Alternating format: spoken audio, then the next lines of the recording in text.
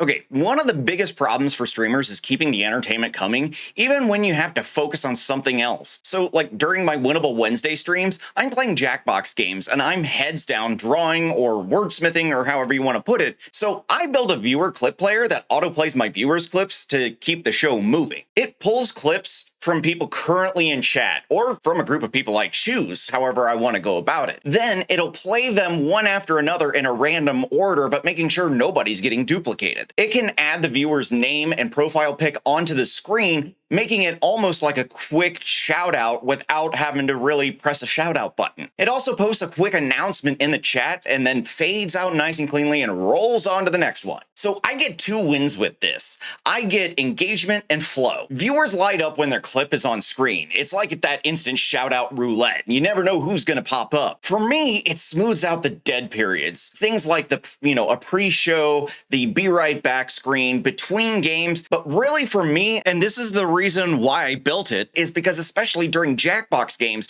when I'm busy drawing or having to come up with a phrase or whatever I need to do to stay into the game, the visuals and the hype stay alive without me having to sacrifice my participation in the game. So here's where it really shines. When it comes to a pre-show, instead of just dead air or whatnot, you can have these clips playing and have people rolling in, being able to at least have something going on while you're getting everything ready. Obviously, this is a fantastic be right back tool, because what you get to do is keep viewers watching something, keeping something moving on the stream, making it different while you're having to go to the bathroom or something. This is also something that's really effective when it comes to like intermissions between your maps or the rounds or whatever game you're playing. So like between those rounds, you get to be able to react to maybe somebody else's clip. You get to showcase someone else and show your reaction to it, kind of drawing people not only to you, but to someone new. And of course, me, Jackbox games. I mean, it literally covers all those dead periods where I'm like hardcore focused on a screen and nothing else is happening. It makes it so much easier to keep people engaged and have some sort of conversation going on in the chat while I'm having to focus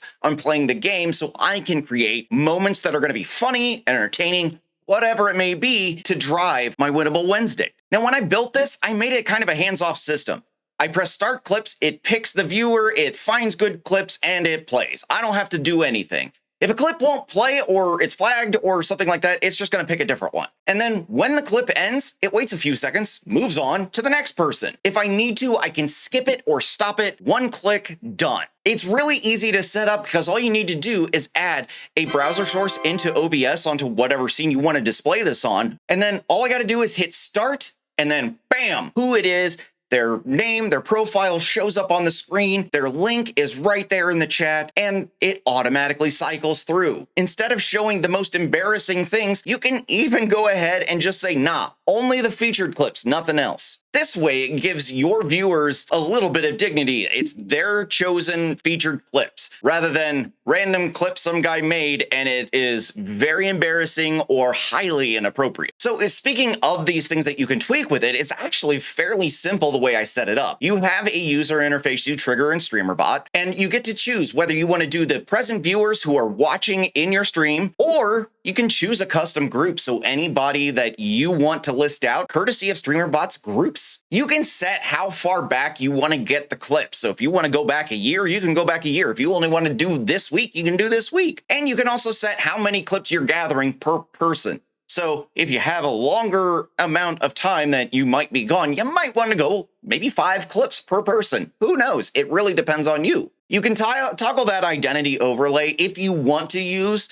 the whole thing where it actually puts their profile picture up and a text. All you got to do is add another browser source and a text source, and you're good to go. And then the chat template that is completely editable, you can do whatever you want with it. So you can say just now showing clips from this person and here's their link, or you can really spice it up the way you want it to be. I mean, I left it very simple because I don't want my chat being blown up too much with it. I build a lot of stuff for my stream, and this one I built because I needed something very simple and easy that I don't have to worry about. I just press a button and I'm good. I'm a lazy guy. I don't want to have to do a lot of work when I'm having to focus on other stuff. Like I don't want to multitask. I just want to focus on what I'm doing. So if I have a one button solution, thank God. But now I literally have a button on my Stream Deck just to bring this down and then toggle it back up. Just that way I can bring it in whenever I feel like it or whenever I need it and not have to worry about it after. This is just another one of those tools I've built to make my stream a little bit easier for me to handle, because I'm always coming up with something I need to add or do, or something to keep my stream engaging and constantly moving forward.